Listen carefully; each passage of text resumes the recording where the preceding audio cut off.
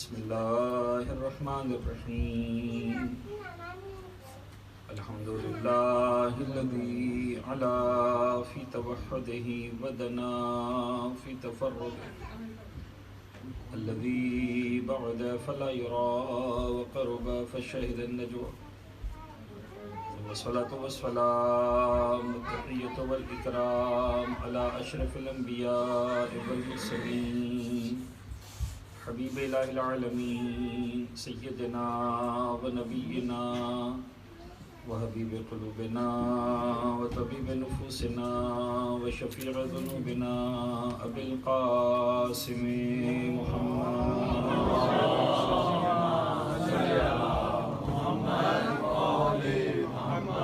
व अला अहलि बैतिहि अत्तय्यबीन अत्ताहिरीन अल-मासूमीन अल-मुंतजबीन ला सियमा अला बक़िय्यतिल्लाहि फ़िल अरज़ीन व हुज्जतिही अलल आलमीन व लअनुद्दाइम अला अअदाइहिम व मुनकिरी फ़ज़ाइलिहिम व गासिबी हुक़ूक़िहिम अजमईन मिन यौमि ज़ुल्मिहिम व ग़स्बिहिम व अदावतिहिम इला यौमिद्दीन। बिस्मिल्लाहिर्रहमानिर्रहीम। अल्लाहुम्मा कुल्लि वलिय्यिका वल हुज्जति बिल हसन सलवातुका अलैहि व अला आबाइहि फ़ी हाज़िहि साअ व फ़ी कुल्लि साअ वलिय्यन व हाफ़िज़न व क़ाइदन व नासिरन व दलीला व गैना हत्ता तस्किनहु अर्ज़का तौअन व तुमत्तिअहु फ़ीहा तवीला।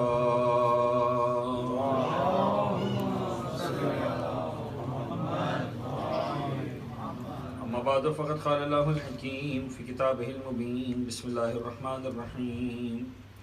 अल्लाहु अख़रजकुम मिन बुतूनि उम्महातिकुम ला तअलमून शैअन व जअल लकुमुस-समअ वल अबसारा वल अफ़इदता लअल्लकुम तशकुरून। एक बार पढ़े मोहम्मद अल्लाहुम्मा सल्लि अला मुहम्मद व आलि मुहम्मद अज्जिल फ़रजहु। अज़ान गिरामी, फ़िक़्ह मसले के एतबार से छोटी सी ज़हमत, इबादतें जितनी भी हैं वो सारी इबादतें चूँकि मुस्तक़िल तौर पर वाजिब होती हैं, लिहाजा इल्मी एतबार से जुमला इस्तेमाल किया जाता है उलमा के दरमियान के इबादात में तदाखुल नीयत की इजाज़त नहीं है। अब ज़रा मुश्किल सा जुमला है, इसकी वजाहत कर दूँ। तदाखुल नीयत की इजाज़त नहीं है, उसका मतलब यह है कि फ़र्ज़ कर लें एक मोमिन ने 5 दिन तक मुसलसल फजर की नमाज क़ज़ा की, एक मिसाल देने के लिए क्या। अब वो छठे दिन ये नहीं कर सकता है कि वो नियत करे कि मैं 5 दिन की फजर की नमाज पढ़ रहा हूँ क़ुर्रतन इल्लल्लाह, और एक नमाज पढ़ ले तुरंत, कि भाई नमाज एक हो, नियतें 5 हो जाए। ऐसा नहीं हो सकता, सीधी सीधी बात है। अगर 5 नमाजें क़ज़ा हुई हैं तो 5 नमाजें पढ़नी है। 5 रोज़े क़ज़ा हुए हैं तो 5 रोज़े रखने। ये नहीं हो सकता कि इंसान एक रोज़ा रखे और नीयत 5 रोज़ों की कर ले या 10 रोज़ों की कर ले। तो जहाँ पर भी जितनी इबादतें वाजिब हुई हैं या मुस्तहब हैं, उन इबादतों में तदाखुल कहीं पर भी नहीं है नीयत के अंदर, सिवाय वज़ू और गुस्ल में।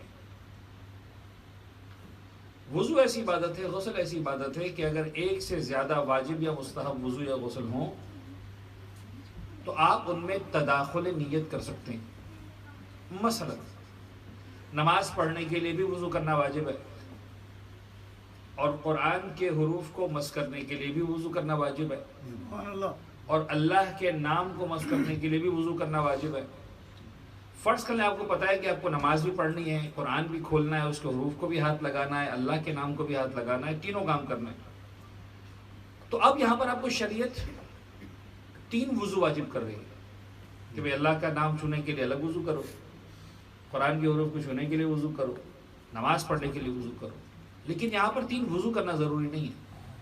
आप नियत करें 3, वुजू करें 1, और ये 1 वुजू तीनों नियतों को पूरा कर देगा। और फरमा रहे यानी एक ही इबादत जो है वो सारी की सारी नियतों की जिम्मेदारी को पूरा कर देगी। अब उस वुजू के बाद आप कुरान को मस भी कर सकते हैं, कुरान के हरूफ को छू भी सकते हैं, अल्लाह के नाम को मस कर सकते हैं, नमाज पढ़ सकते हैं, वगैरह वगैरह सारी इबादतें कर सकते हैं। गुस्ल की इबादत है इसी तरह से। फ़र्ज करें जनाब अली की 3-4 गुस्ल है जिसका मौका आ गया, आप करबला की ज़ियारत परवरदिगार ने आपको नसीब की। फ़र्ज़ करें आप मैदान करबला में, और जिस दिन ईद है उस दिन इत्तेफाकन जुमे का दिन भी है, रमज़ान के महीने में आपने बात पसंद की, या फ़र्ज़ कर लें कि यौम अरफा, तो अरफा के बाद अगला दिन ईद कुर्बान का दिन, और फ़र्ज़ करें जुमे का दिन भी उसी दिन, तो अब अलग अलग कई सारे गुस्ल मुस्तहब हो गए। जुमे का दिन गुस्ल है, यस मुस्तहब है। ईद के दिन गुस्ल करना मुस्तहब है, जी मुस्तहब है। मौला हुसैन की ज़ियारत करबला में कर रहे हैं, गुस्ल करना मुस्तहब है, जी हाँ मुस्तहब है। तो अब 3 मरतबा नहाना है कि भाई जुमे का अलग गुस्ल करो, ईद का अलग गुस्ल करो, मौला हुसैन की ज़ियारत का अलग गुस्ल करो, नहीं। आप तीनों की नियत करें कि मैं जुमे का गुस्ल भी कर रहा हूँ, ईद का गुस्ल भी कर रहा हूँ, मौला हुसैन की ज़ियारत का गुस्ल भी कर रहा हूँ, क़ुर्बत एक गुस्ल करने, तीनों की 3 इबादतें पूरी हो जाएंगी, और आप एक इबादत में 3 इबादतों का सवाब भी हासिल करेंगे, 3 इबादतों की जिम्मेदारी भी पूरी हो जाएगी। वुज़ू और गुस्ल के अलावा मुझे किसी मकाम पर, अच्छा ये सिर्फ मुस्तहब गुस्ल की बात नहीं है, वाजिब गुस्ल के साथ भी यही, और वाजिब और मुस्तहब को भी मिलाया जा सकता है। यानी फ़र्ज़ करें कोई गुस्ल वाजिब था आप पर, और जनाब अली मुस्तहब गुस्ल का दिन भी है, जुमे का दिन भी, मिसाल के तौर पर आप दोनों एक साथ नियत कर लें, मैं फलां वाजिब गुस्ल कर रहा हूँ और जुमे का गुस्ल कर रहा हूँ क़ुर्बतन इल्लल्लाह, तो एक ही गुस्ल के अंदर आप एक ही नियत के अंदर जो है वो 2 अलग अलग नियतें कर लें और एक गुस्ल कर लें, आपकी जिम्मेदारी पूरी हो जाए। अच्छा, इबादतों के अंदर इसके अलावा कहीं तदाखुल नजर नहीं आया। एक मकाम है जिसकी बाज़ उलमा ने इजाज़त दी है, मसलन अता सिस्तानी ने इजाज़त दी है, वो है नमाजों के अंदर सिर्फ एक नमाज, और वो नमाज है नमाज गुफैला और नाफिला मगरिब। देखिए मगरिब की आप नमाज जब मुकम्मल करते हैं तो 4 रकत उसकी नाफिला है। ये मगरिब मुकम्मल करने के बाद आप 4 रकत नाफिला पढ़ें, 2-2 रकत करके। ये बात एक कुल्ली कानून ज़हन में रखिएगा कि शरीयत में जब भी मुस्तहब नमाजों की बात आए तो चाहे जितनी भी रकतें हों वो होंगी 2-2 रकत करके हमेशा। मुस्तहब नमाज 2 रकत से ज्यादा कभी भी नहीं हो सकती। लिहाजा अगर कहा जाए 4 रकत मुस्तहब नमाज, या 8 रकत मुस्तहब नमाज, या 50 रकत मुस्तहब नमाज, या 100 रकत मुस्तहब नमाज, ये हमेशा 2-2 करके होगी। कभी भी मुस्तहब नमाज 2 रकत से ज्यादा नहीं हो सकती। 4 रकत मुस्तहब नमाज है नाफिला मगरिब के बाद। अब मगरिब पढ़ते हैं, फर्ज करें नाफिला पढ़ना चाहते हैं, 2 रकत पहले पढ़ें, उसके बाद 2 रकत और पढ़ें। का एक और नमाज मुस्तहब है मगरिब और इशा के दरमियान या मगरिब के बाद, जिसका नाम है नमाज गुफैला। बहुत ही अजीब नमाज है। मुझे मिंबर इजाजत नहीं देता कि मैं इस तरह के अल्फाज इस्तेमाल करूं। अगर मैं निजी गैदरिंग में होता तो शायद मैं वो अल्फाज इस्तेमाल करता जो इन्हें, चलो मैं कह देता हूँ सिर्फ समझने के लिए, जादू है गोया जादू। हालांकि जादू वाला नहीं है, कोई मैं जादू की बात नहीं कर रहा हूँ, लेकिन मुअजिज़ा है नमाज गुफैला। आप नमाज गुफैला पढ़ें, देखें आपकी हाजतें कैसे पूरी होती हैं। नमाज गुफैला की खुनूत में आप दुआ मांगें, देखें आपकी दुआ कैसे कबूल होती है। जबरदस्त नमाज है नमाज गुफैला। तो अब नमाज गुफैला पढ़नी मगरिब इशा के दरमियान, तो आप 2 रकत गुफैला पढ़ें, 4 रकत नाफिला पढ़ें, हो जाएंगी 6 रकत। ये वाहिद मकाम मुझे नजर आया जहां पर तदाखुल नियत की इजाजत मिली। आगा सिस्तानी कहते हैं काम करो, तुम नाफिला की नियत भी करो, गुफैला की नियत भी करो, 2 रकत पढ़ो, तुम्हारी 2 रकत गुफैला भी हो गई, उसी में 2 रकत नाफिला भी हो गई। अब मजीद सिर्फ 2 रकत नाफिला पढ़ लो, तुम्हें 4 रकत नाफिला का सवाब भी मिल जाएगा, गुफैला का सवाब भी मिल जाएगा। एक सलवात पढ़ दीजिएगा।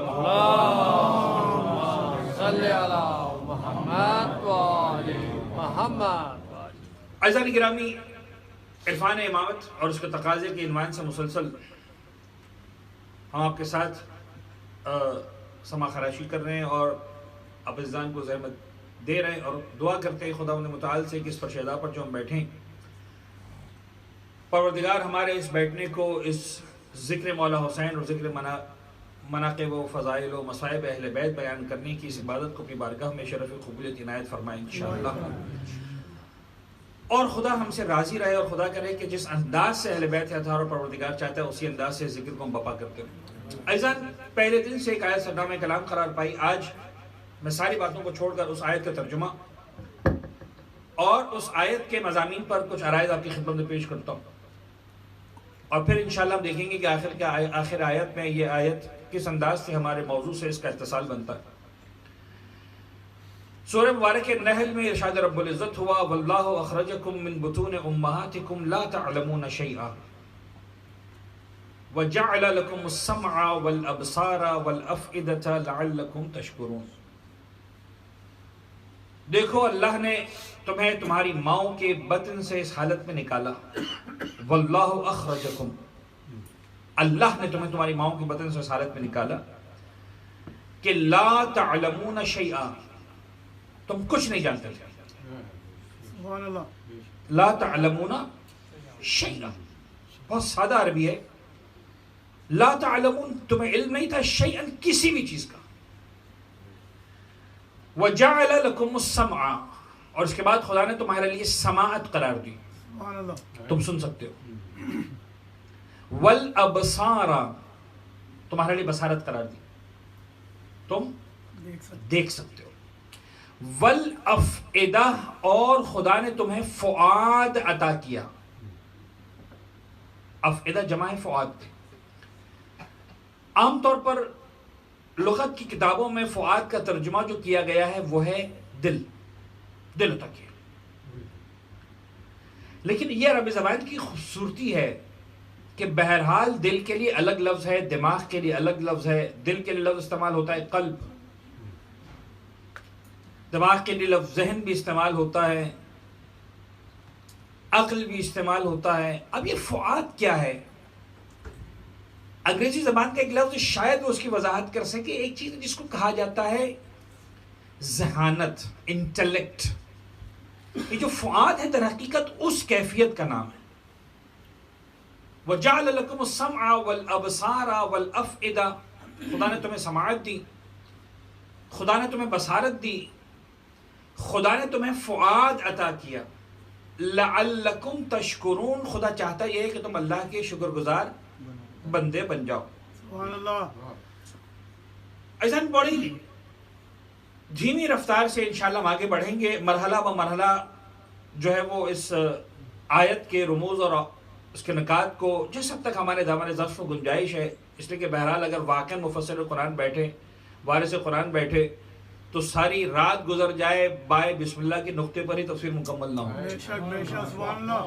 तो वो तो बात ही अलग है। लेकिन बहरहाल जितना हमारे दामन वक्त में, दामन ज़र्फ़ में गुंजाइश है, हम बात करेंगे। हमें हुक्म दिया गया, अगर हुक्म ना दिया गया होता तो शायद हमें इजाज़त भी ना होती कि हम अपनी मर्जी से कुरान के बारे में बात करें। अपनी मर्जी से तो खैर फिर भी नहीं कर रहे, लेकिन हुक्म देता है कुरान बार बार कि गौर करो, तदब्बुर करो, तफक्कुर करो। लिकौमी याक़िलून, लिकौमी यतफ़क्करून, लिकौमी यअलमून। तो ज़रूरी है कि हम थोड़ा सा गौर करें, और वो भी अहले बैत अतार से जो इल्हामात मिलते हैं उन्हीं से हम जो है वो अब अज़ान के सामने गुफ्तगू को पेश कर सकते हैं। इरशाद रब्बुल इज़्ज़त हुआ, वल्लाहु अख़रजकुम मिन बुतून उम्महातिकुम। याद रखना, कायनात में जो काम भी हो रहा है वो दर हकीकत परवरदिगार कर रहा है। बेशक बेशक, सुभान अल्लाह। चाहे ज़ाहिरी एतबार से वसीला कोई भी हो। वल्लाहु अख़रजकुम मिन बुतून उम्महातिकुम, अल्लाह ने तुम्हें तुम्हारी माओं के बतन से निकाला। अच्छा, इंसान जब इस दुनिया के अंदर आता है कितनी लैकिंग्स लेकर आता है, कितनी कमियां और कितने नकाइस लेकर आता है। आपने गौर किया कभी? इंसान जब आता है तो मुकम्मल खाली हाथ आता है। न उसके बदन पर लिबास है, न जाहिरी एतबार से कोई माल है उसके पास, न जाहिरी एतबार से कोई मकान का मालिक है, कुछ भी नहीं है ना। न कोई खाना है, न पीना है, हर एतबार से खाली है। लेकिन ये निगाह परवरदिगार है जो बाकी किसी नक्स का तस्करा नहीं कर रही। गौर कीजिएगा, बाकी किसी ऐब का तस्करा नहीं कर रही, बाकी किसी कमी पर परवरदिगार की नजर नहीं है। एक खास कमी है जिस पर परवरदिगार की नजर है। खुदा को इससे गरज नहीं है कि तुम मालदार पैदा हुए कि गरीब पैदा हुए। खुदा को इससे फर्क नहीं पड़ता कि तुम भूखे पैदा हुए और प्यासे पैदा हुए कि पेट भरे हुए पैदा हुए। खुदा को इससे फर्क नहीं पड़ता तुम कितने वजन लेकर पैदा हुए, बीमार पैदा हुए या सेहतमंद पैदा हुए। खुदा को इससे फर्क पड़ता है कि तुम इस हालत में आए हो कि ला तअलमून शैया, तुम्हारे पास इल्म नहीं है किसी चीज का। अजीब नुक्ता है, यानी खास ऐब की तरफ तवज्जो दिलाई जा रही है। अब सादा तरीन अल्फाज में अगर बात करूं तो पलट कर मुझे जवाब देने का हक तो है कि पालने वाले उंगली क्यों उठा रहा है, मेरा क्या कसूर है इसके अंदर।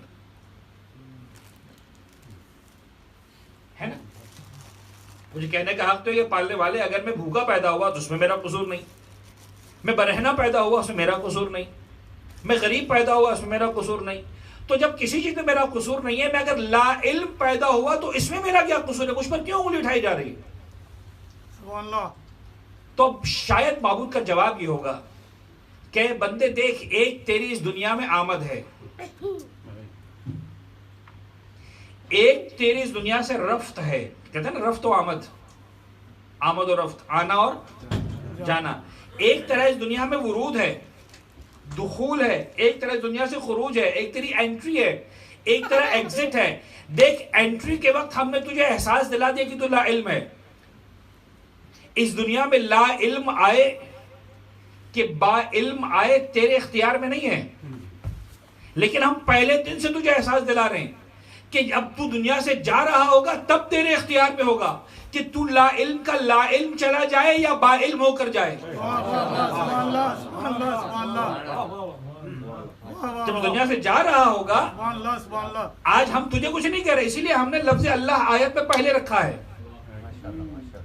वल्लाहु अखरजकुम, खुदा कह रहा है मैं तुम्हें उंगली में नहीं उठा रहा, अपने आप से मंसूब कर रहा हूं, मैंने ये काम किया है, तुम्हारा कसूर नहीं है, लेकिन तुम्हें एहसास दिला रहा हूं पहले के दिन तुम आए ला इल्म हो, तुम्हारे बस में नहीं था कि ला इल्म आते या बा इल्म आते, लेकिन जब जाओगे तो तुम्हारे इख्तियार में है। अब दुनिया का कोई इंसान, अब मैं मसाइल का जुमला नहीं पढ़ रहा हूं, मैं दुनियादारी की एक बात समझाने के लिए कर रहा हूं। एक आदमी सहरा में प्यासा मर जाए, उसको अफसोस तो होगा ना कि भाई मर गया प्यासा, लेकिन एक दरिया के किनारे प्यासा मरे,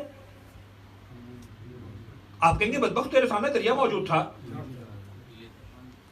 तेरे पास पानी मौजूद था, बेहतरीन पानी था, तूने क्यों पानी नहीं पिया? दुनिया का कोई भी इंसान ला इल्म चला जाए, मुझे अफसोस नहीं होगा, जो बाबे मदीनतुल इल्म के मानने वाले पैदा हुए हैं।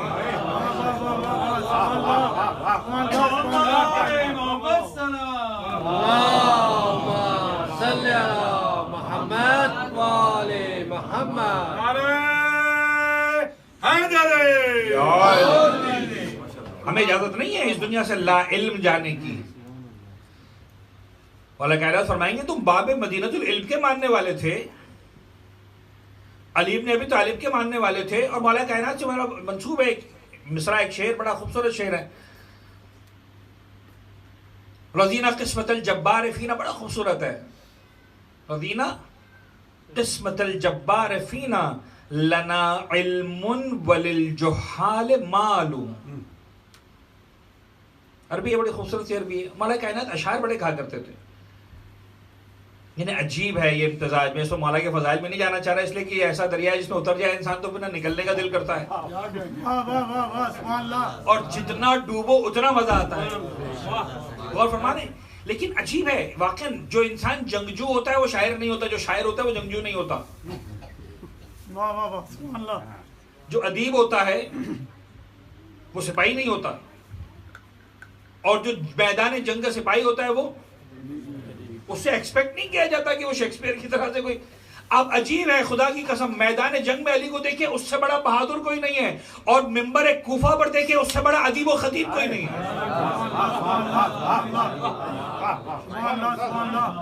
और ये दोनों फर्क तो अपनी जगह कि मिंबर एक कूफा और मैदान जंग, लेकिन ये इम्तिजाज खुद मैदान जंग में नजर आता था।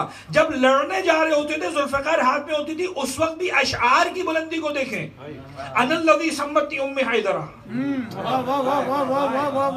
उस वक्त भी इम्तिजाज। एक सलवात पढ़े ना मोहम्मद,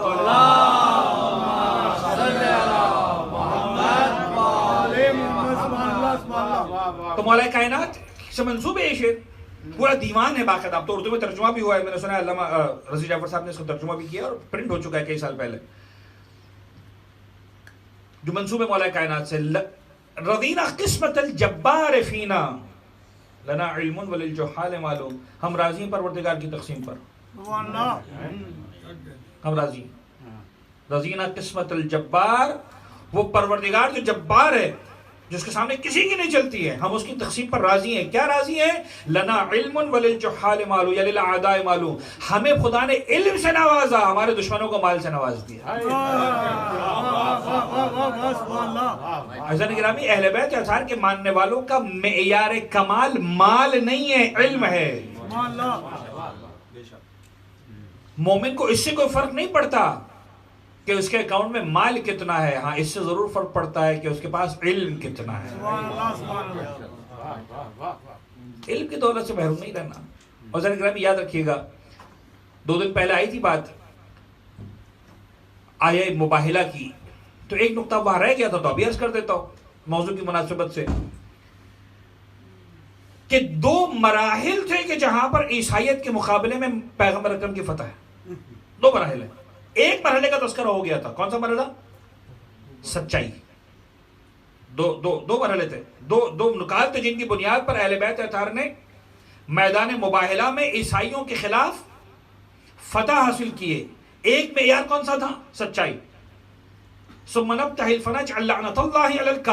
झूठों पर खुदा की लानत होगी। लेकिन लानत से पहले एक मरहला और था जहां पर जीत हुई है, और वो इब्तदाई जीत वो है। और वो जीत कौन सी है? फमन हाज्जका फीहि मिन बअद मा जाअका मिनल इल्म।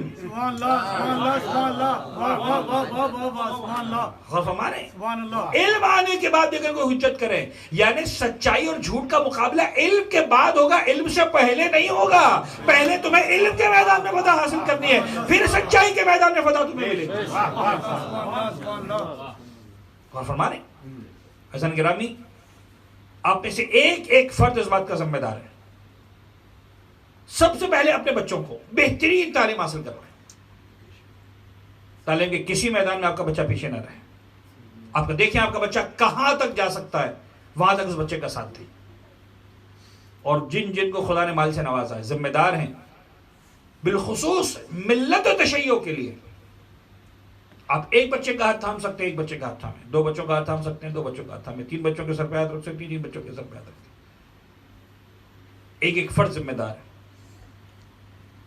इल्म के मेयार में अपनी कौम को उस मंजिल पर पहुंचाएं कि दुनिया में कोई ताकत हमारे इल्मी एतबार से मुकाबला न कर सके। जमाने के इमाम के ज़ुहूर के लिए तैयार होने का इससे बेहतर तरीका कोई नहीं है।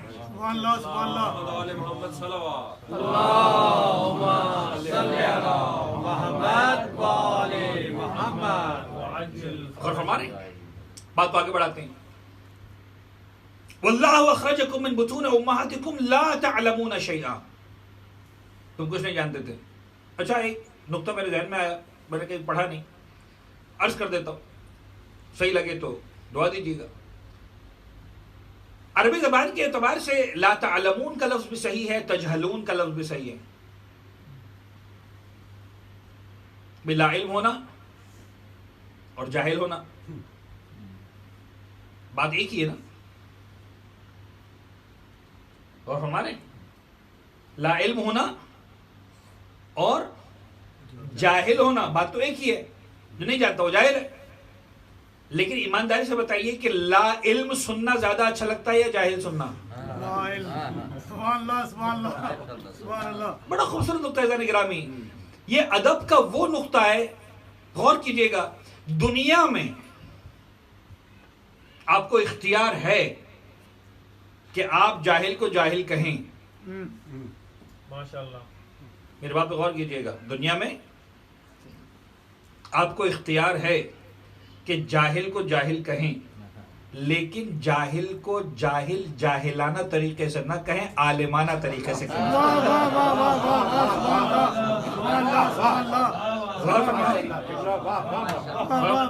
पढ़े मोहम्मद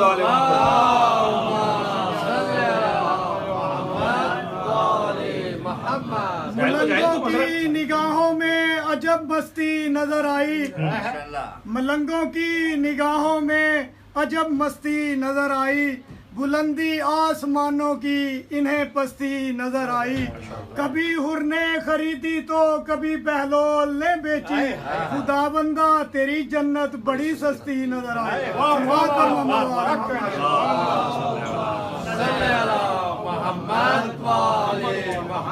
और फरमाने ला तअलमून शैया, खुदा कह सकता था तजहलून का नहीं।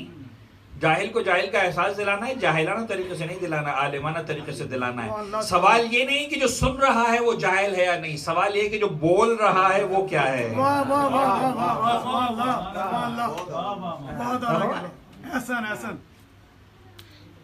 अपने आलिमाना तरीके का सबूत दें। जरूरी नहीं है कि सामने जाहिल है तो आप भी जाहिल बन जाए। आलिमाना होने का सबूत, ला तालमूना शैया। अच्छा जरा गौर कीजिएगा, ला तालमूना शैया, मैं गौर करता हूँ कि इस ला तालमूना शैया की वुसअत कहाँ तक है। अब मैं छोटी सी बात कर रहा हूँ, बड़ी सादा सी स्कूल लेवल की बात कर रहा हूँ, तो बुजुर्गान तो छोटी सी बात लगेगी, लेकिन गौर कीजिएगा बात कहाँ तक पहुँचेगी। हम जब उर्दू में, जब इन्हें बचपन में स्कूलों में जाते हैं ना, तो हमें सिखाया जाता है जो लैंग्वेजेस होती हैं, उर्दू है, इंग्लिश है, और लैंग्वेजेस हैं, common nouns and proper nouns, आम अल्फाज और ख़ास अल्फाज, है ना, पढ़ाए जाते हैं।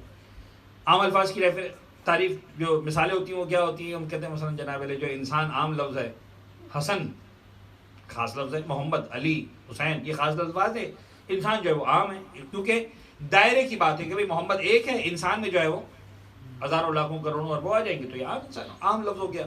और ख़ास वो होता है जो प्रॉपर नाउन एक पर अप्लाई होता है। अज़ीज़ गिरामी, ये पहला मरहला है जो बच्चों को सिखाया जाता है, लेकिन वो लोग जो ग्रामर्स और जिससे कहते हैं ना कि लिटरेचर में जब आगे बढ़ते हैं, तो फिर वही वाली बात है कि बात आगे बढ़ती है और लर्निंग और अनलर्निंग और रीलर्निंग की जो सारी थ्योरीज हैं वहाँ पर सारी अप्लाई होती हैं कि सही बात ये कि जो आपने सीखा था उसके अगले मरहले को सीखो। जो ख़ास है वो भी कभी ना कभी जाकर आम हो जाता है, और जो आम है वो कहीं जाकर ख़ास हो जाता है। मसलन हसन ख़ास है, लेकिन अगर फ़र्ज़ करें इमाम बारगाह में आने वाले मोमिनीन में से 5 ऐसे हैं जो हसन हैं, और मैं कहूँ कि आज हसन भाई मिसाल के तौर पर जनाब अली जो है वो उन्होंने नारा लगाया था, तो आप पूछेंगे कौन से वाले हसन, खास तो ना रहा, ये कौन सा वाला पूछना बता रहा है कि खास ना रहा, आम हो गया। इस दायरे में 5 अफराद आ गए, और फरमा रहे, तो खास कभी आम बन जाता है, आम कभी खास बन जाता है। भाई इंसान आम है, लेकिन मैं कहूँ मर्द, इंसानों में मर्द भी आ गए, औरतें भी आ गई, लेकिन जब का मर्द तो खवातीन निकल गई कि नहीं निकल गई, तो आम रहा, लेकिन इस हद तक खास हो गया कि अब खवातीन नहीं आ सकती। गौर फरमा रहे, हमने कहा आप उर्दू बोलने वाले, तो आम रहा, लेकिन इतना खास हो गया कि अब गैर उर्दू बोलने वाले मिसाल के तौर पर नहीं आ सकते। गौर फरमा रहे, आम कहीं ना कहीं खास हो जाता है, खास कहीं ना कहीं आम हो जाता है। कोई आम लफ्ज ऐसा है कि जिसके बाद मजीद गुंजाइश न हो कि वो और आम हो सके। देखिए मर्द है, खास है, इसके मुकाबले में इंसान आम है, लेकिन जब मैंने कहा इंसान तो आम था, लेकिन कहा मैंने हैवान, अब इंसान खास हो गया, हैवान आम हो गया, हैवान के अंदर सब आ गया, इंसान भी आ गया, दूसरे हैवान खास हो गया। जब मैंने कहा जानदार, गौर फरमा रहे, तो अब जानदार के अंदर दरख्त भी आ गए, हैवानात भी आ गए, इंसान भी आ गए, लेकिन बेजान निकल गए। फिर मैंने कहा अब आप करते जाए आखिर में, तो एक लफ्ज है जो इतना आम है कि उसके ऊपर मजीद अब कोई लफ्ज नहीं है, वो एक ऐसा लफ्ज है जिसके दायरे में सब कुछ आ जाता है, और वो लफ्ज कौन सा है? शय, चीज। जब हम कहते हैं ना चीज, अब जब मैंने कहा शय, तो अब शय को समझाने के लिए कोई लफ्ज नहीं है सिवाय शय के। शय चीज, यानी शय ऐसा लफ्ज है कि कोई चीज इसके दायरे से बाहर नहीं है, यानी चीज के अलावा कोई लफ्ज नहीं समझाने के लिए मुझे, कोई शय इसके दायरे से बाहर नहीं है। जब मैंने कहा शय, तो सब कुछ आ गया। ला तअलमूना शैआ, तुम्हारी ला इल्मी का लेवल यह है कि कोई शय भी तुम्हारे दायरे इल्म में नहीं थी।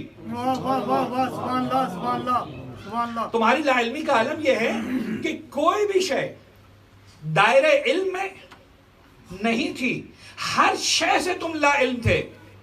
तो अब दुनिया में जो हिदायत लेने के लिए आए उनका मेयार और है, जो हिदायत देने के लिए आए उनका मेयार और है। जिनको हिदायत लेने के लिए भेजा मुझ जैसे और आप जैसे, उनसे कहा ला तअलमूना शैआ, और जिनको हिदायत देने के लिए भेजा उनके लिए कहा कुल्ल शैइन अहसैनाहु फी इमामिन मुबीन, वकुल्ल शैइन अहसैनाहु फी इमामिन मुबीन। जो इमाम मुबीन है उसमें हर शय का इल्म हमने रख दिया। तुम ला इल्म कुछ नहीं हो, वो किसी चीज के बारे में ला इल्म नहीं है। नारे तकबीर, अल्लाहु अकबर, नारे रिसालत, या रसूल अल्लाह, नारे हैदरी, या अली, और मोहम्मद वाले मोहम्मद, बुलंद तर सलावत, अल्लाहुम्मा सल्ली अला मुहम्मद वाले मोहम्मद। तुम्हें किसी चीज का इल्म नहीं है, उसे हर चीज का इल्म है। वो कुल्ल शैइन, यानी मुझे ईमानदारी से बताइए, कुरान है ना, अब तो हदीस नहीं पढ़ रहा हूं, जब कहा कुल्ल शै, तो कोई ऐसी चीज हो जो कुल्ल शै के दायरे से बाहर हो, तब तो मैं कह सकता हूं इमाम मुबीन के लिए कि भाई फला चीज का इल्म नहीं था। तो अब आज मुसलमान सवाल कैसे करता हुआ नजर आता है, बोला ये तो बताइए अइम्मा के पास इल्म गैब था कि नहीं था, शै के दायरे में दाखिल है तो था, नहीं था तो नहीं। कुल्ल शै नासिना फी इमाम मुबीन। और जन ग्रामी यकीन जानिए, जो मैंने बात की ना कि जाहिल को जाहिलाना तरीके से मत कहो, आलिमाना तरीके से कहो, ये मिजाज भी एक नजर आया मौला कायनात के पास नजर आया, मौला कायनात के पास नजर आया। मेरे गुफा पर बैठे शख्स आया और मेरे मौला ने दावा किया, और एक मरतबा नहीं है, कई मरतबा मेरे मौला ने मेरे गुफा से खिताब करके कहा है, बिस्तर शहादत पर कहा है, सलूनी क़ब्ल अन तफ़क़िदूनी, इससे पहले कि तुम्हारे दरमियान न रहूं, पूछ लो जो पूछना चाहते हो। क्या मालूम करना चाहते हो, क्या पूछना चाहते हो, क्या जानना चाहते हो, पूछ लो मुझसे। एक शख्स खड़ा हो गया दरमियान में, कहने लगा, या अली आपने बहुत बड़ा दावा किया है, आपने बहुत बड़ा दावा किया। इमाम ने फरमाया मुझे मालूम है, पूछ क्या पूछना चाहता है। कहा अली बताइए मेरे सर में बाल कितने हैं।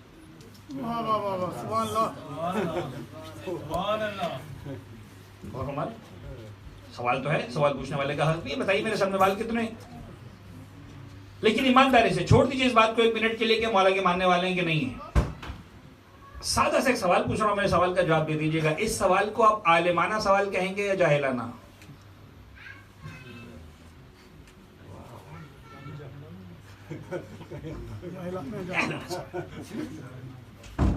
लेकिन कमाल अली का यह है कि अगर कोई जाहिलाना सवाल भी आता है तो अली जवाब आलिमाना देता है। और हमारे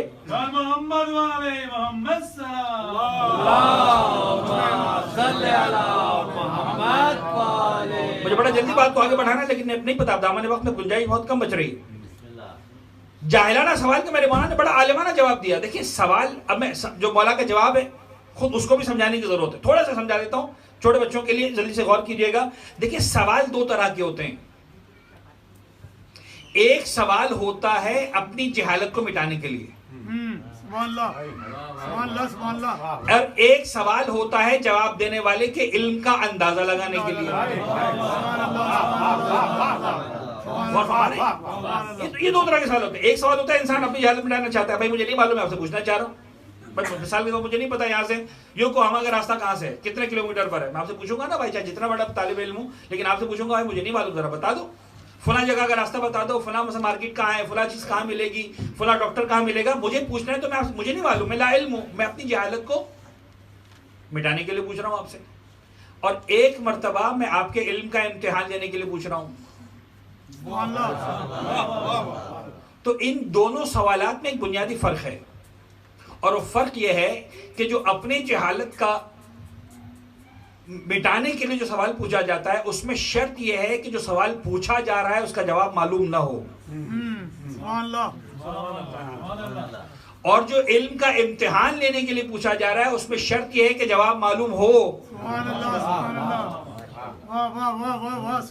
और हमारे अगर मैं आपके इम्तिहान लेना चाह रहा हूं और देखना चाह रहा हूं कि आपको कितना मालूम है, तो फिर जो सवाल पूछूंगा वो ऐसा होना चाहिए जिसका जवाब मुझे मालूम हो। अगर मेरे पास उसका जवाब नहीं है और मैंने आपसे पूछ लिया, आपने कहा नहीं मालूम, आप बता दीजिए, तो अब क्या होगा? शर्मिंदा हो जाऊंगा कि नहीं हो जाऊंगा? अब मौला कहते कि ठीक है मुझे नहीं मालूम कितने बाल है, तू जरा बता दे। इस वक्त तू जहालत में डालने के लिए नहीं पूछ रहा, मेरा इम्तिहान लेने के लिए पूछ रहा है ना। तो मेरे मौला ने इस सवाल का जो जाहिलाना सवाल था बड़ा आलिमाना जवाब दिया। इमाम ने मिंबर के ऊपर से बैठकर फरमाया, ए अशअस, अगर मेरे इल्म का इम्तिहान लेने के लिए पूछ रहा है तो इतना तो बता दे कि अगर मैं तुझे बता भी दूंगा कि तेरे सर में बाल कितने हैं तो तू फैसला कैसे करेगा कि मैं सही बता रहा हूं कि गलत बता रहा हूं?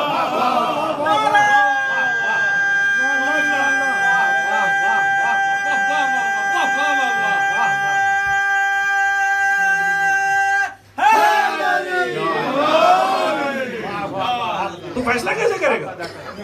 जाहिलाना सवाल का आलिमाना जवाब इसे कहते हैं मौला कायनात। ला तअलमून शैया। और ज़ान गिरामी ये तो कूफे के मिंबर से, ये तो कूफे के मेंबर से जब रसूल के हाथों पर आए ना तो कुरान की तिलावत शुरू कर दी। जब रसूल अल्लाह के हाथों पर आए मेरे मौलाना ने कुरान की तिलावत शुरू कर दी। बड़ा खूबसूरत मंजर था जब 13वीं की रजब को जो है वो 15वीं रजब को 13 को विलादत हुई, 15 को दोबारा दीवार काबा शक हुई, जनाब फातिमा बिन्त असद बाहर तशरीफ लाई, पैगंबर मुस्तकबाल के लिए खड़े हुए और जनाब फातिमा बिन्त असद परेशान है। पहले जो नजर आए मोहम्मद का बेटा बात अजीब है, सारी बातें एक तरफ, बच्चे ने आंख अब तक नहीं खोली। बड़ा खूबसूरत मंजर में विलादत ही पढ़नी, इस वक्त निकल जाएगा। पैगंबर ने कहा अच्छा आंख खोलेगी भी कैसे, इमामत की कली है, जब तक रिसालत का जिसे कहते हैं ना कि आगोश नहीं मिलेगी तो कली खिलेगी कैसे। लाई मेरी गोद में दीजिए। जैसी मौला कायनात में पैगंबर अकरम की आगोश की गर्मी को महसूस किया, तड़प कर आंखें खोली, मौला कायनात के चेहरे पर निगाह डाली, पैगंबर ने देखा ये अंदाज सिर्फ अली को मालूम था और मोहम्मद को मालूम था, कायनात में किसी को नहीं मालूम था। पुकार कर कहा अली खसस्तनी बिनज़रतिन, तूने मुझे अपनी पहली नजर से महसूस किया, ऐ अली आज से तुझे अपने इल्म से महसूस कर दिया। तूने अपनी पहले निगाहों से मुझे महसूस किया, मैंने अपने इल्म से तुझे महसूस किया। इल्म की बात है, मौला कायनात ने कुरान पढ़ना शुरू कर दिया। अभी कुरान नाजिल नहीं हुआ,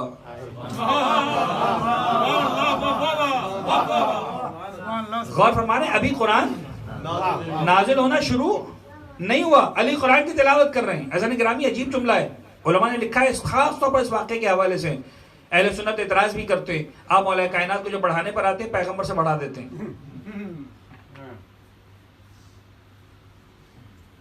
हमने कहा कहां बढ़ा देते हैं, कहा यही वाक़या है।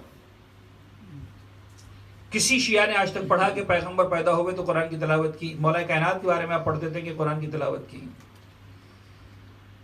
अब जिन्होंने नहीं समझा मिजाज रिसालत और इमामत को, उन्हें हम क्या समझाएं। ऐसा नहीं गिरामी, बस एक जुमले में बात को खत्म कर रहा हूँ। वही जो मिंबर कूफा से मेरे मौला ने कहा था, अगर पैगंबर पढ़ देते, फैसला कौन करता सही पढ़ने की गलत पढ़ने। ये शागिर्द था, उस्ताद के हाथों पे आया, बेचैन था, कुरान पढ़ के बताओ उस्ताद तायीन करे क्या यही कुरान है।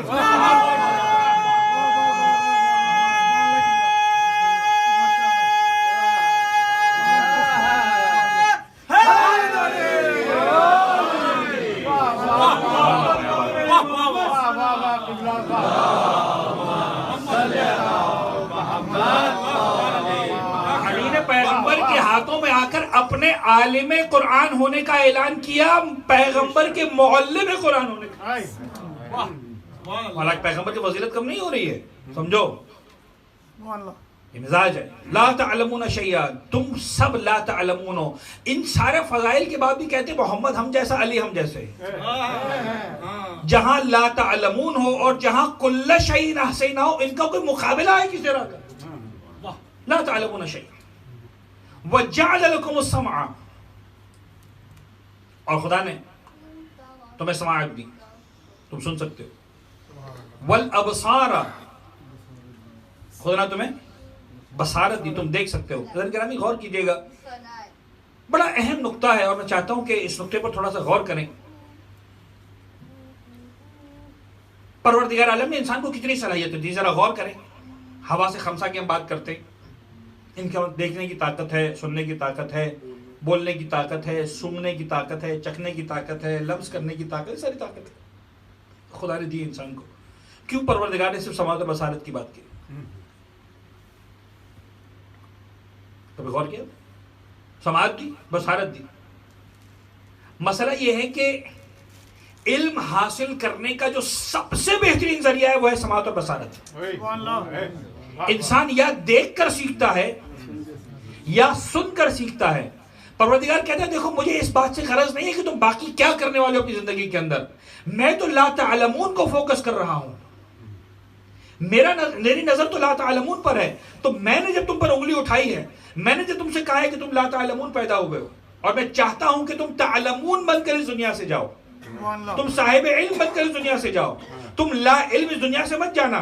तो सिर्फ इतना नहीं किया मैंने कि मैंने सिर्फ तैयार किया हो, उंगली उठाई हो, सुनाया हो तुम्हें, बल्कि मैंने बाकायदा तुम्हारे लिए एहतिमाम किया है कि तुम अपनी ला इल्मी को इल्म में बदल सको। सुभान अल्लाह, सुभान अल्लाह। लिहाजा तुम्हारे लिए मैंने जो है वो समाअत दी, तुम्हें बसारत दी। अच्छा, साइंस मैंने एक जगह डॉक्टर से पूछा, उन्होंने कहा हमारा साहब सही कह रहे हैं आप। मैंने कहा मेरा ख्याल है, आप तायद करें। उन्होंने कहा कि हाँ बात यही है कि इंसान दुनिया में आने के बाद इंसान के सेंसेस एक्टिवेट होते हैं।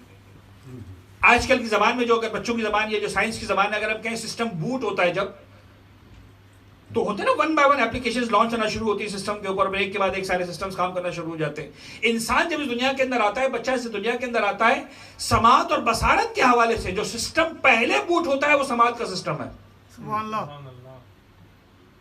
इसके बाद बसारत का सिस्टम है। इंसान की सुनने की सलाहियत पहले शुरू हो जाती है, देखने और पहचानने की सलाहियत बाद में आती है। अब जरा भी गौर कीजिएगा, पैगंबर अकरम ने जुमला इरशाद फरमाया, उतलबुल इल्मा मिनल महदी इलल लहद। मानते कि नहीं मानते?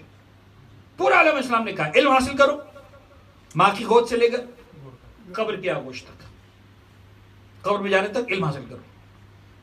अच्छा, जब होश संभाल लिया, अच्छा बुरा समझ में आ गया, उसके बाद तो ठीक है, इंसान इल्म हासिल कर सकता है। आप देखें ना, ये फर्श ऐसा है,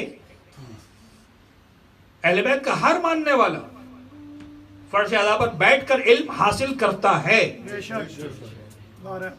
ये फर्श किसी को महरूम नहीं जाने देता, इल्म हासिल करता है। लेकिन होश संभालने के बाद, होश आने के बाद, जब मां की गोद में है, उस वक्त इल्म कैसे हासिल करूं? अल्लाह के रसूल, जिम्मेदारी तो आपने लगा दी, मैं इल्म कैसे हासिल करूं? कदे को अगर हम जिम्मेदार बना रहे हैं तो एहतमाम भी हम करेंगे। अगर हम जिम्मेदार बना रहे हैं तो एहतमाम भी हम करेंगे, और याद रखना जो कायनात का कीमती तरीन इल्म है वो तो अता करेंगे। देखें, अब 2 मिनट की जहमत, आज की दुनिया में इल्म बिकता है, लिहाजा वो जो यूनिवर्सिटीज है ना, अब उनके प्रोस्पेक्टस को उठा के देखिए, बड़ी बड़ी यूनिवर्सिटीज, तो उसमें कोर्स फीस नहीं लिखी हुई होती है, लिखा होता है इन्वेस्टमेंट। मैं सही बता रहा हूं, जो कोर्सेज हैं, ट्रेनिंग कोर्सेज हैं, उनमें ट्रेनर्स जब आप लिखते हैं, अपने फ्लायर्स देते हैं, अपने प्रोस्पेक्टस देते हैं, एडवर्टीजमेंट करते हैं, तो लिखते हैं इन्वेस्टमेंट। आप 50,000 रुपए का इन्वेस्टमेंट करें, लाख रुपए का इन्वेस्टमेंट करें, 10 लाख रुपए का इन्वेस्टमेंट करें। आज जो सीख रहे हैं वो इन्वेस्ट कर रहे हैं, आज सरमाया लगा रहे हैं, कल आपने इससे कमाना है। और अब इल्म इसी बुनियाद पर बिक रहा है। इससे हैसियत नहीं है, इससे फर्क नहीं पड़ता कि उस इल्म की अपनी औकात क्या है। हैसियत इस बात से कि इससे कमा कितना सकता है। फला कोर्स जो है उसकी फीस 5 लाख है, फला कोर्स की 10 लाख है, फला की 25 लाख है। वो इस बुनियाद पर है कि उसके आउटकम्स कितने हैं, उसके रिटर्न्स कितने हैं, उसकी डिमांड कितनी है मार्केट के अंदर। लिहाजा डिमांड कम हो जाती है तो फीस गिर जाती है, डिमांड बढ़ जाती है तो फीस बढ़ जाती है। गौर फरमा रहे हैं? अब वो इल्म जो इंसान को दुनिया दिलाए वो इतना कीमती हो, तो जो इल्म इंसान की आखिरत और नजात की जमानत ले वो कितना कीमती होगा। जो कायनात का सबसे बड़ा इल्म है, जो सबसे कीमती इल्म है, वो वही इल्म है जो इंसान की नजात की जमानत ले, जो इंसान की जन्नत की जमानत ले, जो इंसान की कामयाबी और फलाह की जमानत ले। और वो इल्म याद रखिएगा, वो 3 उलूम के अलावा कोई और इल्म नहीं है। या वो परवरदिगार की वहदानियत का इल्म है, या मोहम्मद की रिसालत का इल्म है, या वो अली की विलायत का इल्म है। पैगंबर ने कहा माँ की गोद से इल्म हासिल करो। या रसूलुल्लाह कैसे हासिल करूं, मुझे तो नहीं पता। कहा हमने कहा है तो एहतमाम भी हम करेंगे। अब तुम माँ की गोद में होगे, तुम्हारे बाप से कहा जाएगा इसके कान में अजान दो, इसके कान में इकामत कहो। समाअत एक्टिवेट हो चुकी है, ला इलाहा इल्लल्लाह कहकर परवरदिगार की वहदानियत सिखाएंगे, मोहम्मदुर रसूलुल्लाह कहकर मोहम्मद की रिसालत सिखाएंगे, अलीयुन वलीउल्लाह कहकर अली की विलायत।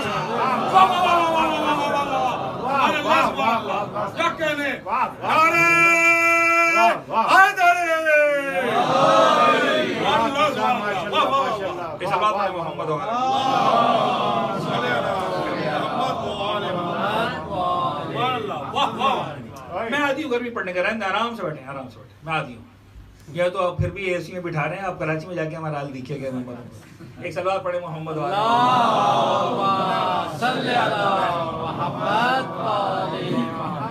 जो कीमती तरीन इल्म था वो दिया इस समाअत के जरिए। वजअल लकुमुस समा, ये है, वल अबसारा, ये है। अब समाअत इंसान सुन सकता है, बसारत इंसान देख सकता है। ऑडियो विजुअल्स आज की दुनिया में इल्म के लिए जो सबसे इंपॉर्टेंट चीज है वो है थ्योरी कान से, प्रैक्टिकल आंखों से, यही है ना ऑडियो विजुअल्स। या ऑडियो से सीखें, या विजुअल से सीखें, प्रैक्टिकल सीखें, अपनी आंखों से देखें, बल्कि खुद करके देखें। लेकिन उसका जो इल्म जा रहा है वो किसके जरिए से जा रहा है? मुशाहिदे के जरिए से। प्रैक्टिकल क्या होता है? इंसान को मुशाहिदाती तालीम देता है, ठीक है? या समाज से सीखते हैं या बसारत से सीखते हैं। लेकिन ज़रा गिरामी गौर कीजिएगा कि इन दो के बाद परवरदिगार ने एक अहम तरीन ताकत दी जिसका नाम रखा अफ़इदा। अब मैं सादा तरीन अल्फाज में आपको समझाने की कोशिश कर रहा हूं। कुछ बातें हैं जो बहरहाल बहुत खुलकर नहीं हो सकती, लेकिन मेंबर की जिम्मेदारी के बयान की जाए। ये कैमरा लगा हुआ है सब मेरे सामने, फोकस किया हुआ मेरी तरफ। अब अगर मिसाल के तौर पर जो भाई हमारे जो कैमरा चला रहे हैं, फर्ज करने वो कैमरा को घुमाते हैं और ले आते हैं ऑडियंस की तरफ, ऐसा होता है ना कि भाई पूरी वीडियो मुकम्मल करने के लिए वो कैमरा घूमता है। तो जैसे ही कैमरा आता है ऑडियंस की तरफ, क्या होता है? वो हमेशा देखते हैं। जैसे ही कैमरा आता है फौरन लोग सीधे होकर बैठ जाते हैं, हालांकि गौर से सुन रहे हैं, लेकिन इसके बावजूद भी जब कैमरा आता है तो थोड़ा सा कुछ ना कुछ फर्क पड़ता है। ये तय, कैमरा आया है तो अब कुछ ना कुछ जो है वो, अगर मसलन कमर झुकी हुई थी तो कमर सीधी कर लेंगे, थोड़ा सा सीधे हो जाएंगे। क्यों? इसलिए कि कैमरा आ गया। भाई क्या है इस कैमरे के पास? भाई दो ही तो ताकतें, जो आप बोलते हैं वो सुनता है, जो आप कर रहे हैं उसको देख रहा है। या इसके पास बसारत है, या इसके पास समाज है, ये सुन भी रहा है कि तुम क्या कर बोल रहे हो, ये देख भी रहा है कि तुम क्या कर रहे हो, और इसके पास एक हाफजा है जिसमें ये सिक्योर कर रहा है, रिकॉर्ड कर रहा है। लेकिन मुझे एक बात बताइए, अगर 100 साल भी गुजर जाएं, ये खुद से कुछ कर सकता है? नहीं। 100 साल के बाद भी अगर आपकी वीडियो चलेगी वैसी होगी जैसे आप थे। अगर आपने ब्लू पहना था तो ब्लू, व्हाइट पहना था तो व्हाइट, ब्लैक पहना था तो ब्लैक। ऐसा ही है कि नहीं? इसके पास अफ़इदा नहीं है। ऐसा नहीं। गिरामी एक बात समझाना चाह रहा हूं, मेरी बात समझने की कोशिश कीजिएगा।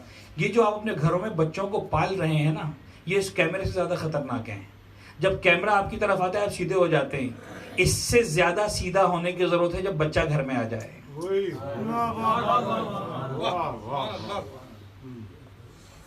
ये देख भी रहा है, ये सुन भी रहा है, ये प्रोड्यूस भी करेगा। अब मैं एक जुमला कहूं अदब के दायरे में रहते हुए, इस्लाम कहता है मियां बीवी को ताल्लुकात कायम करने की इजाजत नहीं है अगर बच्चा जाग रहा है। कितना हसास है इस्लाम, कितना हसास है इस्लाम। गौर फरमाने। आज हम परेशान हैं, ये बच्चे इतने बदअखलाक क्यों हो रहे हैं? वो नहीं हमने किया है। मरहूम अल्लामा ज़ीशान जवादी साहब क़िबला तरबियत औलाद के मौजू पर खिताब कर रहे थे। अब तरबियत औलाद मेरा मौजू नहीं, आपको मालूम है, लेकिन अब आगे बात हुई तो जुमले सुनते चले। खिताब कर रहे थे, अभी बात यहाँ से कम 20-25 साल पहले की, मुझे नहीं पता वो आज होते तो क्या कहते। अबू धाबी में खिताब कर रहे थे ज़ाहिरन, या कराची में खिताब कर रहे थे। कहने लगे साहब बुजुर्गान आते हैं, वालिदैन आते हैं हमारे पास, कहते हैं मौलाना आजकल के बच्चे बड़े नालायक हो गए। उनका बड़ा खूबसूरत अंदाज था बात करने का मेंबर से। कहते थे कि फरमाने लगे कि अब वो जुमला जो आपने बच्चों के लिए इस्तेमाल किया मैं आपके लिए तो इस्तेमाल नहीं कर सकता।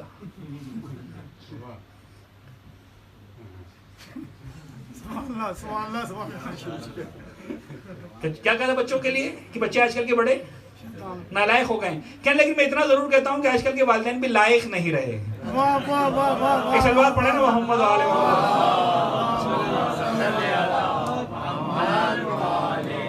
ऐसा नहीं। गिरामी बड़ा हसास कैमरा है ये। खुदा अपने घरों के माहौल को ऐसा बनाइए कि बच्चा अहले बैत का मानने वाला पैदा हो, बच्चा अहले बैत का मानने वाला निकले, बच्चा अपनी जिंदगी में सही और सालिम निकले, बच्चा इंसानियत की खिदमत करने वाला निकले। आप अपने बच्चों को खुश रहना सिखाएं, कीमती चीजों से खेलना मत सिखाएं, ताकि वो वैल्यू करे खुशी को, वो वैल्यू करे सुकून को, वो मटीरियलिस्टिक ना बने। आप अपने बच्चे को खुद मटीरियलिस्टिक बनाते हैं, अपने बच्चे को मटीरियलिस्टिक ना बनाएं। शेयरिंग सिखाएं, केयरिंग सिखाएं, ख्याल रखना सिखाएं। माँ बाप जब झगड़ा करते हैं ना, आपको नहीं पता बच्चे की शख्सियत को कितना ज्यादा तबाह कर देते हैं। लड़ना है लड़ लें, उसूल लड़ेंगे बच्चा सामने ना हो। आप अपने डैमेजेस को तो कवर कर देते हैं, बच्चों की तरबियत का आप बेड़ा गर्क कर देते हैं।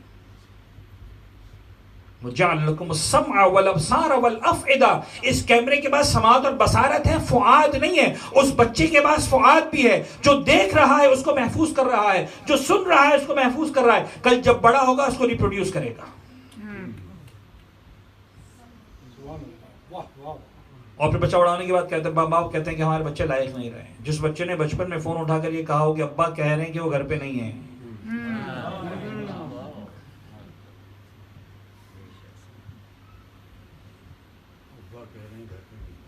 आप गौर फरमा रहे हैं?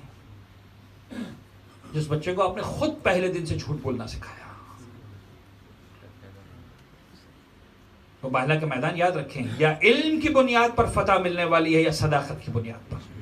बहुत सारे नुकात है तरबियत औलाद की, मज़ार से तरबियत औलाद मेरा मौजू नहीं है। लअल्लकुम तशकुरून, खुदा चाहता है तुम अल्लाह के शुक्रगुजार बंदे बन जाओ। मैंने बहुत जल्दी से आयत को मुकम्मल किया है, बहुत जल्दी मुकम्मल किया है। वल्लाहु अखरजकुम मिन बुतूनि उम्महातिकुम ला तअलमून शैआ व जअल लकुमुस समअ वल अबसारा वल अफइदा लअल्लकुम तशकुरून। जो बचपन में होता है बड़े होकर बच्चे को याद रहता है। अगर नहीं यकीन आता तो करबला के मैदान में कासिम के बाजुओं पर बंधा हुआ तावीज़ देख लें।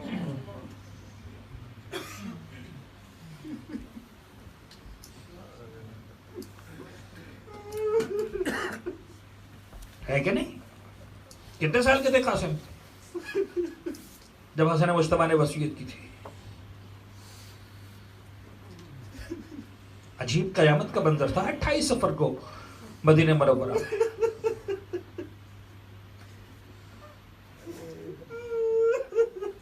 दो बातें हैं 28 सफर की, अजीब है ये जुमले, याद रखें जुमलों को। करबला कब से तैयार हुई है, करबला की किस तरह से तैयारी की गई है, करबला का तारुफ किस अंदाज से करवाया गया है।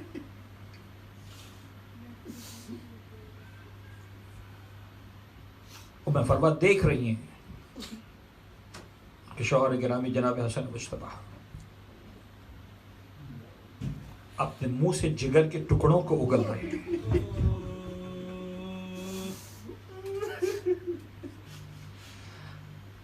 जहर असर कर रहा है।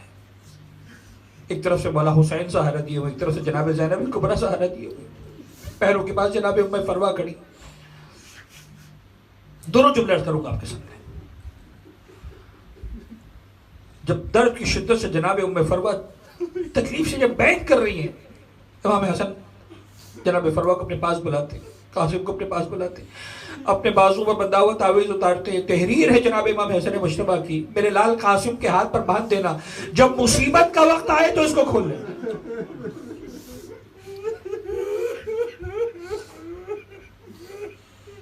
एक ये जुमला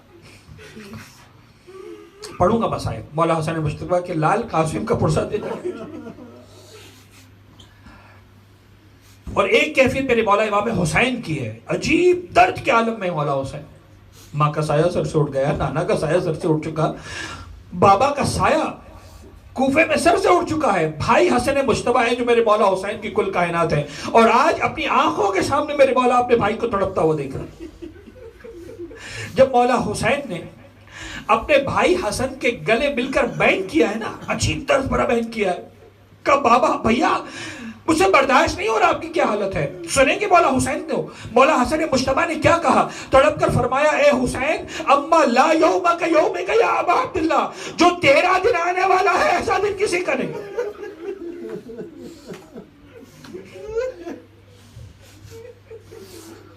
जो तेरा आशूर आने वाला है ऐसा आशूर किसी का नहीं, ऐसा दिन किसी का नहीं। हुसैन तेरी मजलूमियत पर सारी मजलूमियत कुर्बान। मौला हसन मुश्तबा ने अपनी शहादत के दिन मौला हुसैन की शहादत को याद रखा, कासिम को तैयार किया। और यह है तरबियत, यह है अंदाज तरबियत। अज़ल गिरामी जरा गौर कीजिएगा, दुनिया में माएँ होती है ना, अपनी औलाद को सबसे आगे बढ़ता हुआ देखना चाहती हैं। खुदा की कसम करबला की माँ में समझ में नहीं आती, जब कासिम को मैदान में जाने की इजाजत न मिली तब फरवा को एहसास हुआ इससे बड़ी मुसीबत और क्या होगी कि मेरा बेटा करबला के मैदान में भी आके जिंदा।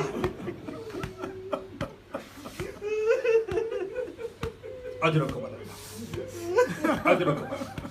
कासिम कितना तैयार है मौत के लिए, आपको मालूम? जब शब आशूर थी ना, मेरे मौला हुसैन ने अपने तमाम असहाब को जमा किया। अजीब अंदाज से शब आशूर की रिवायतें, खुदा की कसम अजीब अंदाज से। दो तरह से रिवायतें मिलती हैं, जो रिवायत सुनिए ज्यादा वो पढ़ रहा हूं आपके साथ। तमाम असहाब को जमा किया और असहाब को जमा करने के बाद आपने सुना है मेरे मौला ने तमाम चरागों को गुल किया, असहाब को जाने की इजाजत दी। मुख्तसर कर रहा हूं बात, तो आगे बढ़ा रहा हूं। और इस मरहले के बाद जब चराग दोबारा रोशन हो गए तो उसके बाद अगला जुमला रिवायतों का यह है कि मेरे मौला ने फिर एक के बाद एक शहादत की खबर देना शुरू की। बुरैन कल के शहीदों में तुम्हारा नाम भी है, जौद गुलाम हबशी कल के शहीदों में तुम्हारा नाम भी है, मुस्लिम नौसजा कल के शहीदों में तुम्हारा नाम भी है, हबीब कल के शहीदों में तुम्हारा नाम भी है। और मौला हुसैन के खेमे में अजीब मंजर था, जैसे ही किसी का नाम आता था ना, सारे असहाब उठते थे, अंसार उठते थे, मुबारकबाद देते थे, कल के शहीदों में तुम्हारा नाम भी आ गया। तुम कितने खुश नसीब हो, परवरदिगार ने कल के शहीदों में तुम्हारा नाम भी लिख दिया। जब ऐसा लगा कि सारे शोहदा के नाम मुकम्मल हो गए, सुनिएगा खुदा की कसम, जब सारे शोहदा के नाम मुकम्मल होने लगे, ऐसा लगा सारे नाम मुकम्मल हो गए, खेमे के कोने से एक बच्चे के रोने की आवाज।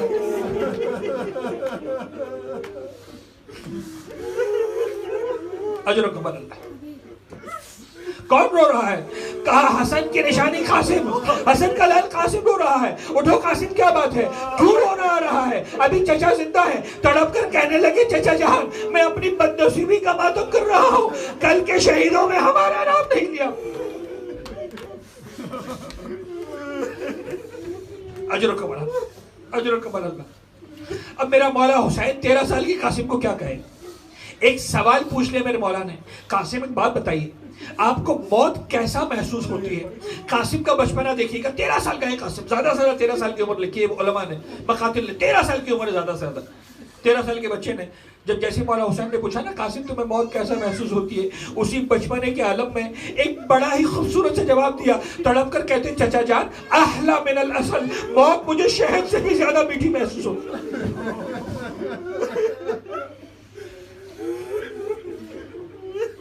मेरे मौला ने कासिम के अंदाज को देखा, कासिम के शजात के अंदाज को देखा, एक जुमला कहा, तड़प गया मेरा कासिम ये जुमला सुनकर। जैसे ही मेरे मौला ने जुमला सुना जनाब कासिम का, अहला मिनल असल, फरमाया कासिम तू अपनी बात करता है, अरे कल के शहीदों में तेरे 6 महीने के भाई अली असगर का नाम।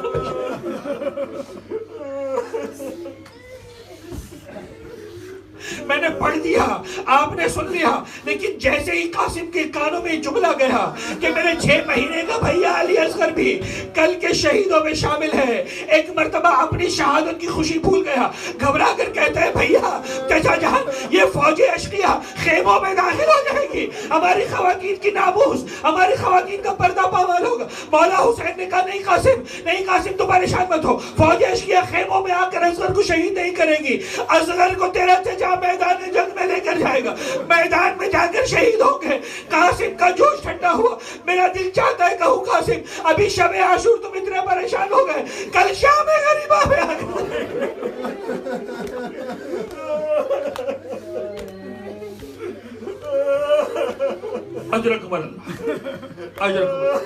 कल शाम गरीबा में आकर देखना, जब चादरें छिनी, जब खेमों में आग लगी, जब बेहुरमती हुई, क्या कैफियत थी शाम गरीबा में सैदानियों की। अजरकुम आशूर का दिन आया, आशूर का दिन आया। रिवायतें बताती हैं, मकातिल बताते हैं, इंशाअल्लाह मौला अकबर के जब मसाइब पढ़ेंगे एक जुमला करूंगा। एक सलाम है जनाब हज़रत अली अकबर का, और सलाम के अंदर एक जुमला है, अस्सलामु अलैका या अव्वल कतील मिन नस्ल खैर सलीम, ए पाक नस्ल के सबसे पहले शहीद तुझ पर हमारा सलाम। मौला अली अकबर का जनाजा आ गया और मोहम्मद का जनाजा आ गया। बार बार जनाब कासिम जाते, मौला इजाजत नहीं देते। जब और मोहम्मद के जनाजे भी आ गए ना, और जनाब कासिम अपनी माँ के खेमे में गए, मैंने उलमा से सुना है, सलाम किया, माँ ने जवाब नहीं दिया, मुंह फेर लिया।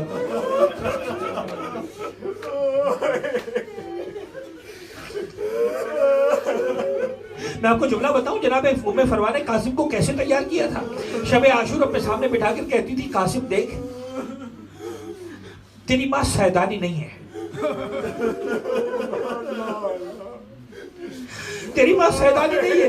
देख कासिम, कल उम्मे फरवा के दूध की लाज रख लेना। अगर तू मैदान में पीछे हट गया, दुनिया कहेगी हसन का लाल पीछे न हटता, ये मां के दूध की तासीर।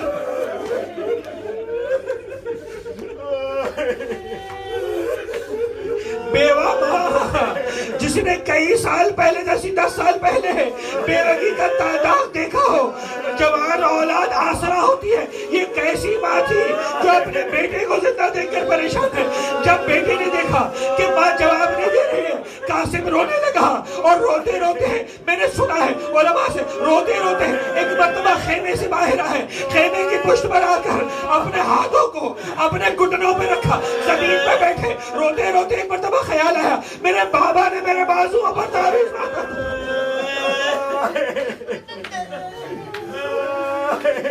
तावीज़ को खोला, माँ के पास लाए। माँ ने अपने शौहर की तहरीर को देखा, भैया हुसैन के नाम खत था। भैया हुसैन, जब मुसीबत का वक्त आए, हसन मुश्तबा तो न होंगे, हमारी निशानी और हमारी तरफ से कासिम की कुर्बानी को कबूल कर। उम्मे फरवा खड़ी हो गई। मैंने दो अंदाज से सुना है, जो अंदाज ज्यादा सुना है आपके सामने पेश कर रहा हूं। कासिम का हाथ थामा, मौला हुसैन के सामने आई, भैया हुसैन, आका हुसैन, ये आपके भाई की तहरीर है। मौला हुसैन ने एक मर्तबा तावीज़ को लिया, पढ़ना शुरू किया, पढ़ते जाते हैं, आंखों से आंसू गिरते जाते।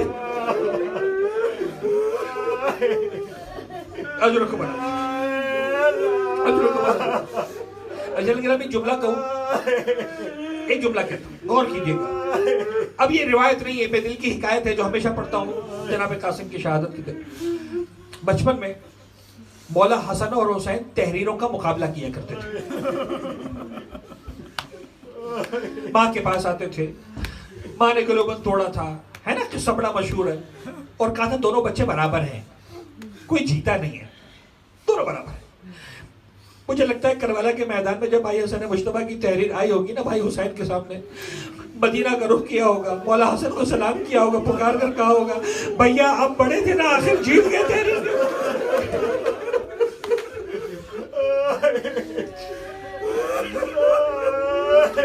अजर कमरा,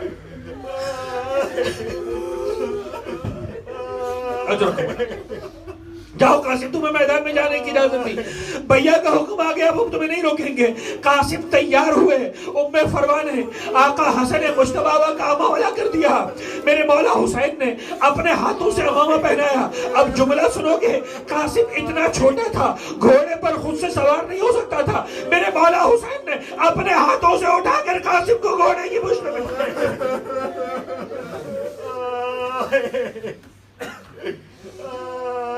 कासिम घोड़े की मुझ पर सवार हुए, मैदान की तरफ चले। उमर साद ने हज़रत शामी से कहा कि जाए हाशमी शेर का मुकाबला करने के लिए, बड़ा बहादुर था हज़रत शामी। हंसने लगा, इस छोटे से बच्चे के लिए मुझे से बहादुर को भेज रहा है। मैं बहुत मुख्तसर करके बात को आगे बढ़ा रहा हूं। इसके लिए मेरा एक बेटा काफी है। हज़रत शामी का एक बेटा है, वो भी बड़ा जंगजू था। मौला हुसैन देख रहे थे, फिजा को पुकार कर, फिजा जाके उम्मे फरवा से कहो दुआ करे, बेटे के हक में मां की दुआ जरूर कबूल हो।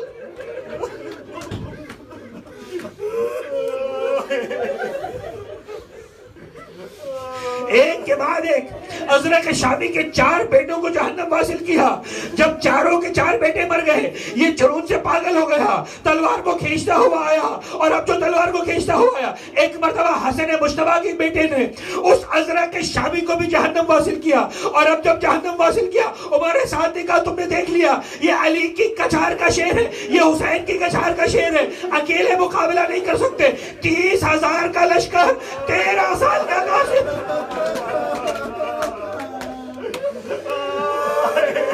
कहीं से तीर चले, कहीं से तलवारें चली, और एक मर्तबा शहजादा कासिम करबला की जमीन पर आया, हर शहीद करबला की जमीन पर गिरता था, मौला हुसैन को पुकारता था। मैंने एक जुमला एक बुजुर्गवार आलिम दीन से सुना, किसी मख्तर में नहीं पढ़ा, लेकिन कयामत का जुमला है, मुझे माफ कर देना।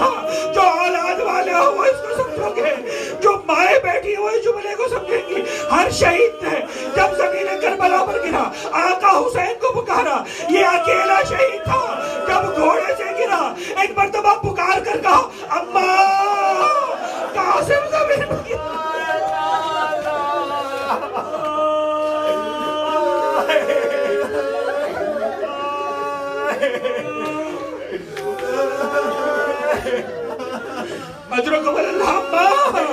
कासिम जमीन पर गिर गया, आका हमारा आखिरी सलाम कबूल करे। रिवायत का जुमला यह है कि जितना रफ्तार से मेरा मौला हुसैन कासिम के जनाजे पहुंचा, किसी और शहीद के जनाजे न पहुंचा। लेकिन अजीब मंजर हुआ, एक तरफ से मेरे मौला हुसैन ने घोड़े को आगे बढ़ाया, एक तरफ से मौला अब्बास ने घोड़े को आगे बढ़ा।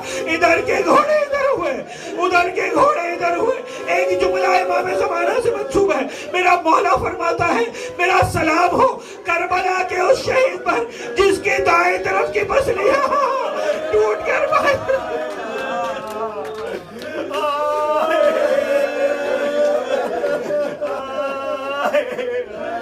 बस मेरे आखिरी जुमले आपने गिरिया किया। खुदा इन आंसुओं को कबूल करे, खुदा तुम्हारे बच्चों को सलामत रखे, गम हुसैन के अलावा कोई गम तुम्हें न दे।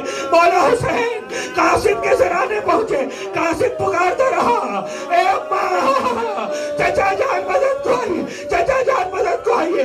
बस एक जुमला मेरे मौला हुसैन ने कासिम के सराहने पहुंच कर कहा, अजीब जुमला है, दिल पे हाथ रख के सुनना।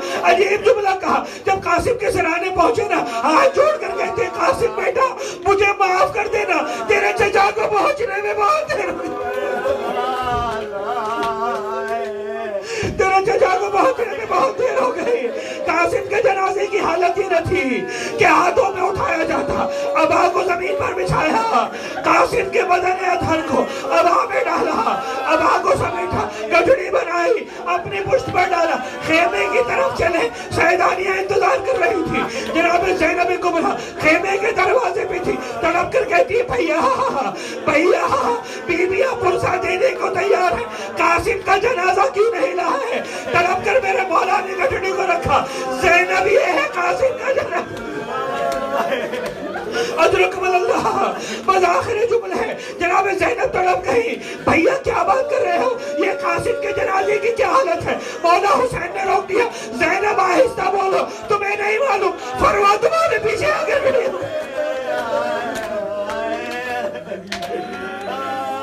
ये वो मंजिल थी जब उम्मे फरवा से रहा न गया, आका मुझे मेरे कासिम का जनाजा दिखाइए।